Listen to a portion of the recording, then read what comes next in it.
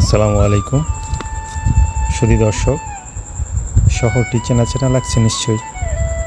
অনেকেই হয়তো বুঝে ফেলেছেন কোথায় আছি এখন।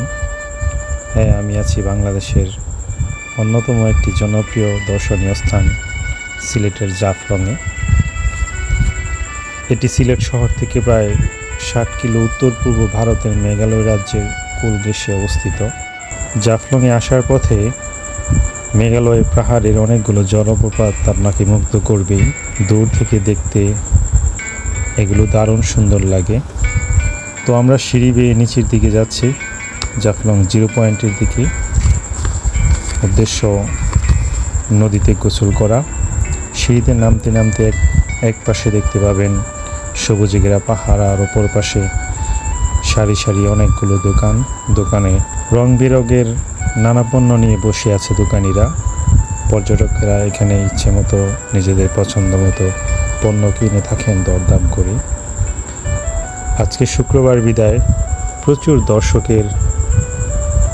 দর্শনার্থী এবং পর্যটকের সমাগম ঘটেছে জাফলংয়ে।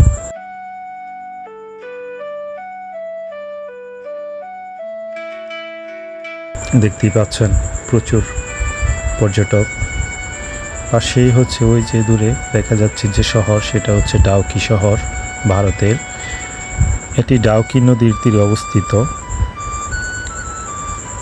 ডাউকি একটি বিখ্যাত নদী, এর অপর নাম হচ্ছে ওমগট নদী, যেটি ভারতে অবস্থিত।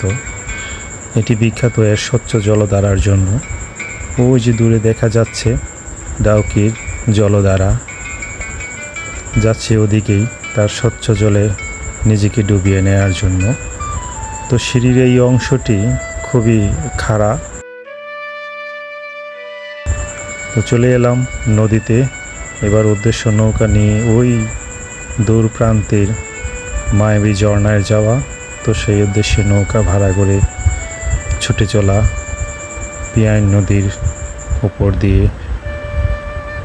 শীতের মৌসুমে এই জলগুলো অনেক স্বচ্ছ থাকে, একেবারে নদীর তলদেশ পর্যন্ত দেখা যায়।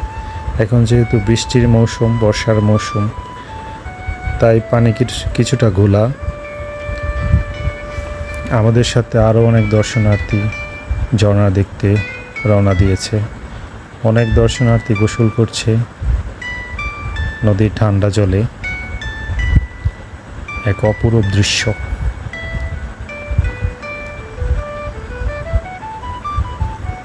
তো অবশেষে চলে এলাম আমরা মায়াবী ঝর্ণায়। একেবারে লোকারণ্য, প্রচুর দর্শনার্থীর ভিড়।